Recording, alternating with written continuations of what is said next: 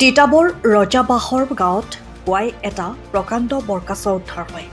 গাঁওখনৰ যুৱকসকলে গাঁওখনৰ মাজৰ এটি খাল সিঁচোতেই উক্ত বৰকাছটো ঘন পানী মেটেকাৰ মাজত প্ৰত্যক্ষ কৰে। বৰকাছ উদ্ধাৰ হোৱা বিষয়ক লৈ গাঁওবাসীৰ মাজত তাৎক্ষণিকভাৱে এক আনন্দৰ বন্যা দেখা পোৱা যায়। সকলোৱে আনন্দ উল্লাসেৰে বৰকাছ ঘন মেটেকা তথা পানীৰ মাজৰ পৰা উদ্ধাৰ কৰি আনন্দত মতলীয়া হৈ পৰে।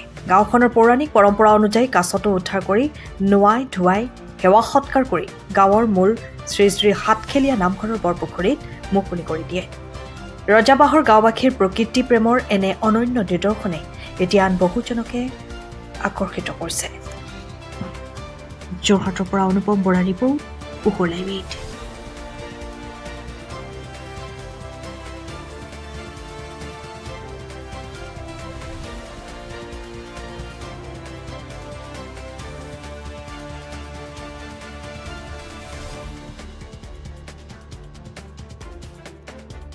ৰজাভাৰ যুৱকসকল লগ লাগি পেলাই আমি খালটোত এজনী প্ৰকাণ্ড কাছ ওলায়। কাছজনী 25 কেজি ওপৰ হ'ব আৰু এই কাছজনী আমি ধৰি লৈ সকলোৱে মানে আমাৰ স্থানীয় যুৱকসকলে ধৰি লৈ আমাৰ ওচৰতে শ্ৰী শ্ৰী হাটখেলীয়া বৰনামঘৰ পুখুৰীত আমি কাছজনী মেলি দিলোঁ।